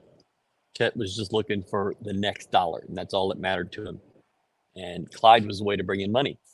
And there you go. One thing I will say, though, is Coach Kellen, he is a sponge. I remember spending some time with the guys in the summer, and there'd be things that I'd say to him, and he make his processing face, and he'd be like, "Oh, that was a good idea." And it's just guys like that usually always succeed because they're always looking for ways to improve, and more importantly, they're always looking for ways to help their guys improve. So shout out to Coach Kell, man. Yeah. Fred Fowler, who passed away yesterday. I got out of the game yesterday and saw this all over. And Fred is a legend in Houston media. I never ran into him. He was kind of the back end at the Chronicle for a long time, and then he got into sports radio, and then he did. There was a sports website. I'm blanking, and then he did Gallery Sports, and I never ran into him. We just didn't run in the same circles. So, yeah, I just didn't know him. Everybody who talks about him said he was amazing, and died suddenly.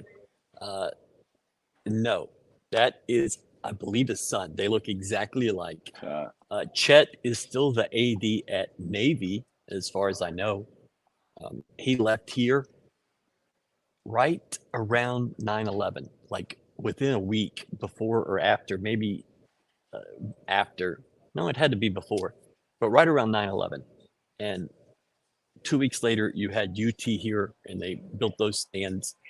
And the president, Art Smith, said, nope, not doing that. And they put all those people in Hofheinz. And yeah, that's a different Gladcheck. So, yeah. All right, let's do final thoughts because we're about to get run out of here. There's 2 minutes to play in this game. And it's going to be Iowa State tomorrow, the 1 and the 2. All right, Galen, final thoughts on the game you did not see.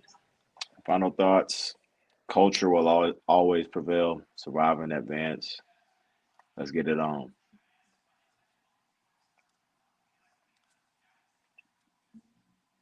Survive and advance. Really good night. Guys stepped up when you needed them to. Contributions from everybody. Played with a lot of heart. Now it's, I guess it's going to be Iowa State. Seems about right. They were the two best teams in the regular season are going to meet up head to head for everything for the postseason. So kind of mirror images of each other. So I wouldn't be surprised if the game was played between each free throw line and it's just a bare knuckle brawl, last one standing. Yeah.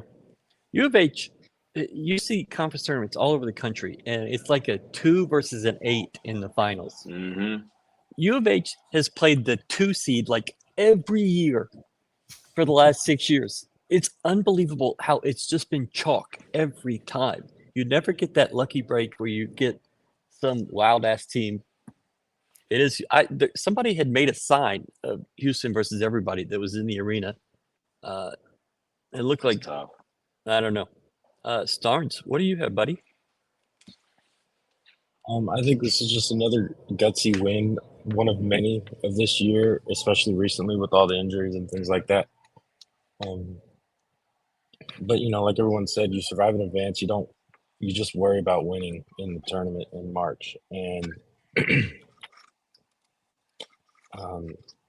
you beat another good team, and when a guy went down, a guy who you think you really could not afford to lose went down. You had guys step up. You had Malik Wilson step up, Xavier Francis, Damian Dunn, and that's sort of been the story of the whole year. Starnes, we've sold 15 of those shirts. So thanks to your mother, probably thanks to my mother, but sold 15 of them. So look at you, made like $8 right there. Shout out to Starnes, man. Shout out to $8. Yes, he was. He was 100% on that staff. Toughest team wins tomorrow. I would say that. Yeah, it could just be the team that has more bodies. Yeah. The most. I feel like we've proven our toughness. Like, it might be the most healthiest that might win tomorrow. Yeah. All right, that's the show. GoCougs.com, the Daily Cougar. My final thought is you played pretty well. Juwan Roberts played 7 minutes and you blew a team out. Juwan Roberts played 7 minutes and he had 3 assists. You extrapolate that out and he has like 18. He's the point guard of the future. I have one one plug, one promotion to make. We at the Cougar will be doing another Q&A heading into March Madness. Me and my assistant sports editor Riley, who does a great job, will be answering any questions. I just retweeted it on my Twitter, so you can go on my Twitter and look and just give me any questions you have heading into March Madness in the comments, and we'll answer them in a story that'll come out sometime early next week. This is a fun idea. Go just ask a question. Be dumb if you want. Get you a T-shirt. 100% of proceeds on X.com. Go to Starnes Leland, OneSubstantial.com. All your Houston versus everybody needs. Absolutely. Also, fuck with the winning team. Fuck with the winning team. Fuck with the toughest team. We're them guys. The Houston Cougars for the city. Shout out to Ryan, man. You did it again. Another great show. Hold on, brother. What was I talking about with that one? I don't know. It's just one of those things. Galen says something, and it's like I'm putting that on a banner. All right. Thank y'all so much. Appreciate it. First highlight on Sports Center. Gotta like that. Tough. Thanks. There you go. GoCougs.com. Thank y'all for hanging out. Lamar. Later.